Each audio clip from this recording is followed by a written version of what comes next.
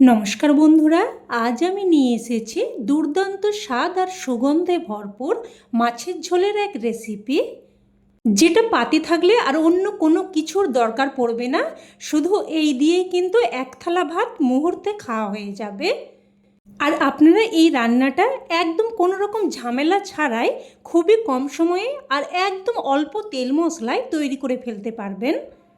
বলতে পারেন একদম স্বাস্থ্যকর আর সুস্বাদু একটা মাছের ঝোল। তো রান্নাটা তৈরি করার জন্য প্রথমেই আমি এখানে 5 পিস কাতলা মাছ নিয়েছি। মাছগুলোকে প্রথমে খুব ভালোভাবে ধুয়ে নিয়ে তারপর জলটাকে কিন্তু একদম ভালোভাবে ঝরিয়ে নিয়েছি। তারপর এখানে পরিমাণ মতো লবণ আর হলুদ ভালোভাবে মাখিয়ে নিলাম। এবার এটাকে এইভাবে 7 থেকে 10 মিনিট মতো রেখে দেব। আর আপনারা কিন্তু এই রান্নাটা কাতলা মাছের পরিবর্তে যে কোনো মাছ দিয়েই করতে পারেন। তো মাছটাকে এক সাইডে রেখে দিয়ে এবার আমি এখানে নিয়েছি দুটো ঝিঙে, একদম কচি ধরনের ফ্রেশ ঝিঙে নিয়েছি। তো ঝিঙের খোসা ছাড়িয়ে নিচ্ছে। তো একদম ঝিঙের খোসা কিন্তু খুব ভালোভাবে ছাড়াবো না, মোটামুটি দেখুন শিরাগুলো খুব ভালোভাবে বাদ দিয়ে দিতে হবে। আর এইভাবে অল্প একটু করে কিন্তু খোসা রেখে দিতে হবে। এতে করে কি হবে, রান্নাতে ঝিঙে একদম গলে মিশে যাবে না। তো ঝিঙের খোসা ছাড়িয়ে নিয়ে তারপর দেখুন ঝিঙে দুটোকে খুব ভালোভাবে ধুয়ে নিয়েছি, কারণ ঝিঙেটা কাটার পর কিন্তু আর ধোয়া যাবে না, তাতে করে কিন্তু ঝিঙের মধ্যে জল ঢুকে যাবে। তো খুব ভালোভাবে ধুয়ে নিয়ে তারপর ঝিঙেটাকে কেটে নিচ্ছে। দেখুন ঠিক এই রকম একটু লম্বা মতো করে ঝিঙেগুলোকে কেটে নিচ্ছে। তো একই রকমভাবে সমস্ত ঝিঙেগুলোই আমি কেটে নিয়েছি। আর সাথে এখানে আমি দুটো মিডিয়াম সাইজের আলুকেও ঠিক ঝিঙের মতো করে লম্বা মতো করে কেটে নিয়েছি। আর আলুটাকেও খুব ভালোভাবে ধুয়ে নিয়েছি। তো এবার আমি গ্যাস অন করে কড়াই বসিয়ে এখানে ছোটো চামচের 2 চামচ মতো দিয়ে দিলাম সর্ষের তেল। তেলটাকে খুব ভালোভাবে গরম করে নেব, একদম যাকে বলে ধোঁয়া ওঠা গরম। খুব ভালোভাবে গরম করে নিয়ে তারপর এখানে মেখে রাখা মাছগুলো দিয়ে দিলাম। তো এবার এদিকে মাছগুলো ভাজা হতে হতে আমি এখানে একটা মশলা তৈরি করে নেব। তো একটা পাত্রের মধ্যে নিয়ে নিলাম 1/2 চামচ জিরের গুঁড়ো, 1/2 চামচ ধনের গুঁড়ো, 1/2 চামচ হলুদ গুঁড়ো, আর এখানে নিয়ে নিলাম অল্প একটু কাশ্মীরি লঙ্কার গুঁড়ো, আর নিয়ে নিচ্ছে স্বাদ অনুযায়ী লবণ। এবার এর মধ্যে অল্প একটু জল দিয়ে খুব ভালোভাবে মিশিয়ে নেব। তো দেখুন খুব ভালোভাবে মিশিয়ে নিয়েছি। এবার এটাকে এক সাইডে রেখে দিচ্ছি। এবার এদিকে মাছের এক সাইড ভাজা হয়ে গেছে, তো অপর সাইড আমি উল্টে দিচ্ছি। তো এইভাবে উল্টে পাল্টে মাছটাকে কিন্তু হালকা লাল করে ভেজে নেব, খুব বেশি কড়া করে ভাজার প্রয়োজন নেই। তো দেখুন উল্টে পাল্টে লাল করে ভেজে নিয়েছি। এবার মাছগুলো একে একে উঠিয়ে নিচ্ছি। উঠিয়ে নিয়ে এবার ওই তেলের মধ্যে দিয়ে দিচ্ছি ফোড়নে অল্প একটু 5 ফোড়ন, প্রায় 1-3 চামচ মতো। ফোড়নটা একটু ফুটে আসলে এবার এর মধ্যে দিয়ে দিলাম কেটে ধুয়ে রাখা আলু, আর দিয়ে দিলাম 1/2 চামচ কোড়ানো আদা, আর সামান্য একটু লবণ, সামান্য একটু হলুদ গুঁড়ো। এবার সব কিছু নাড়াচাড়া করে ভালোভাবে মিশিয়ে নেব। বন্ধুরা, আমরা সবাই কিন্তু বাড়িতে মাছের ঝোল রান্না করে থাকি, তবে একটু স্বাদের অদল বদল করলে খেতে কিন্তু মন্দ হয় না। তাই এইভাবে যদি কোনো দিন বানিয়ে না থাকেন, অবশ্যই এইভাবে একবার বানানোর অনুরোধ রইল আপনাদের কাছে। তো এবার কিন্তু আমি 2-3 মিনিট মতো ঢাকনা দিয়ে আলুটাকে দেখুন ভেজে নিয়েছি, আর আদাটাও সাথে ভাজা হয়ে গেছে। এবার এখানে দিয়ে দিলাম ঝিঙে। সব কিছু নাড়াচাড়া করে একবার মিশিয়ে নেব।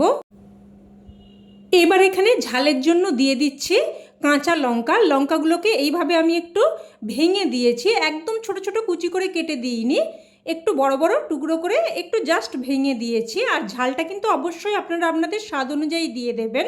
আর এই ঝোলের ঝালটা কিন্তু পুরোটা কাঁচা লঙ্কা থেকেই আসবে। তো সব কিছু ভালোভাবে মিশিয়ে নিয়ে এবার এখানে দিয়ে দিচ্ছি একটা কুচানো টমেটো। একটা মিডিয়াম সাইজের টমেটোকে আমি কুচিয়ে দিয়েছি। আর সাথে দিয়ে দেব যে গুঁড়ো মশলার মিশ্রণটা আমি তৈরি করে রেখেছিলাম, ওটা দিয়ে দিলাম। মশলার বাটিটা ধুয়ে সামান্য একটু জল দিয়ে দিলাম। এবার সব কিছু ভালোভাবে নাড়াচাড়া করে মিশিয়ে নিয়ে মিডিয়াম টু হাই ফ্লেমে একটা ঢাকনা দিয়ে দিয়ে মশলাটাকে খুব সুন্দরভাবে কষিয়ে নেব। আর একদম লো ফ্লেমে কিন্তু মশলাটাকে কষাবেন না, যেহেতু ঝিঙে দেওয়া আছে জল বেরিয়ে আসবে।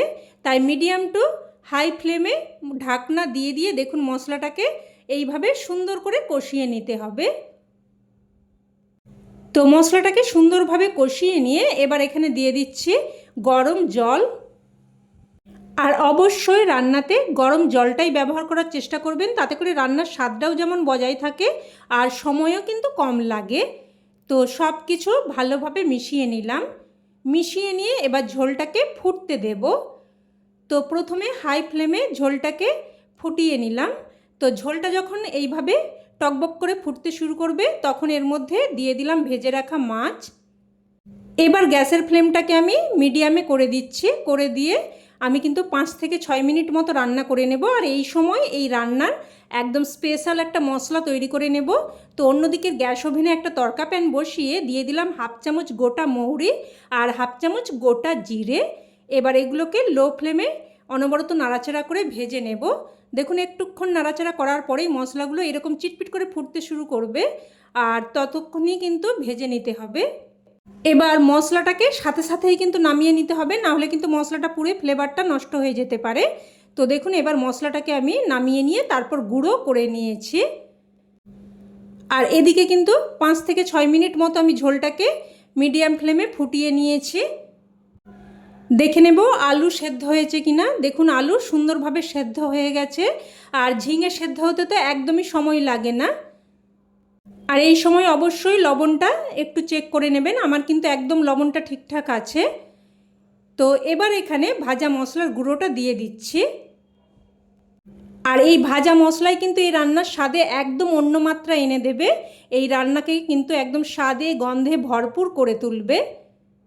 তো মশলাটা মিশিয়ে নিয়ে এবার একটা ঢাকনা দিয়ে জাস্ট কিন্তু 2 থেকে 3 মিনিট মতো মিডিয়াম ফ্লেমে ফুটিয়ে নেব। তো জাস্ট 2 থেকে 3 মিনিট মতো রান্না করে নিয়েছি। আর এখন কিন্তু মাছের ঝোল একদম তৈরি। এবার এটা গরমা গরম ভাতের সাথে পরিবেশন করুন। খেতে কিন্তু এক কথায় জাস্ট ফাটাফাটি লাগে। অবশ্যই এইভাবে একবার বানিয়ে দেখবেন, না হলে কিন্তু এই মাছের ঝোলের স্বাদ আপনারা উপলব্ধি করতে পারবেন না।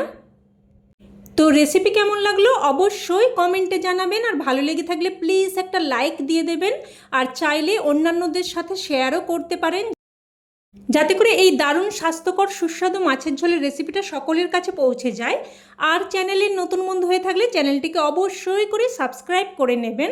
তো আজ এই অবধি, আবারও অন্য কোনো রেসিপিতে দেখা হবে। ততক্ষণে সকলে ভালো থাকবেন, সুস্থ থাকবেন, আর সকলকে অনেক অনেক ধন্যবাদ।